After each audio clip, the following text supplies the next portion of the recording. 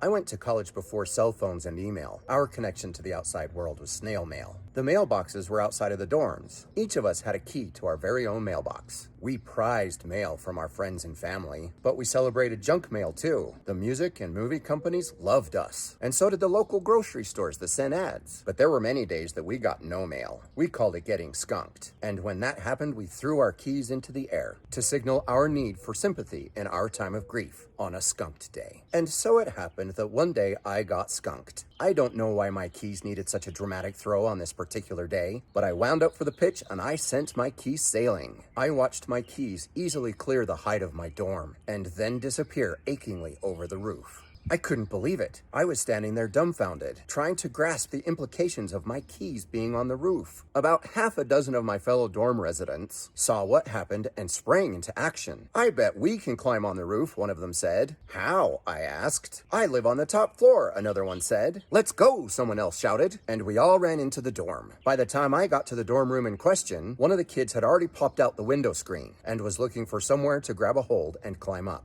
"Why didn't we ever think about this before?" someone asked excitedly. Well, the person who designed the building must have thought, how do I keep a bunch of teenagers from getting on the roof? Because yeah, that roof was designed really well. But who knew how determined 19-year-old kids could be? One guy was standing on the windowsill, two others had a hold of the waist of his trousers, as the first one leaned out precariously, trying to figure out how to scale the roof anyway. I blurted out, "It's no good, it's too dangerous. Nobody is dying trying to get my keys." "What do we do?" someone asked. As it happened, I was a receptionist for the telephone switchboard for the college. I had plenty of boredom time studying directories. I knew all about the facilities at the college. It took a couple of phone calls, but I managed to get permission to grab a ladder from one of the maintenance departments. More than a dozen students headed across campus to get the ladder. And what a ladder it was. It was kind of funny lugging such a long ladder down the walkways of the campus. It was really funny crossing streets with it, because it definitely stopped traffic. We got it to the dorm building, and of course several more students had joined the effort. "What's going on?" students were asking. "Aaron threw his keys on the roof," was the answer. We had more than enough hands to prop up the ladder. Here's an interesting question. Do you know how many college students it takes to get a set of keys off of a dorm roof?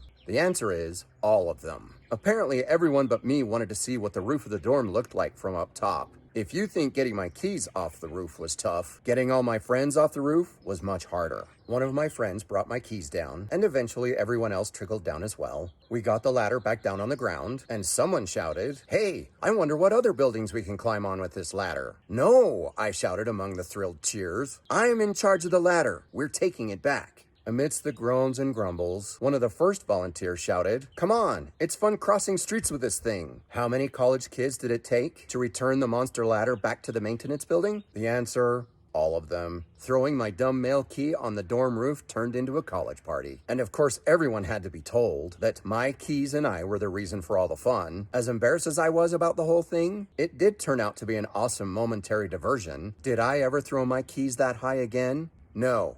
The answer is no.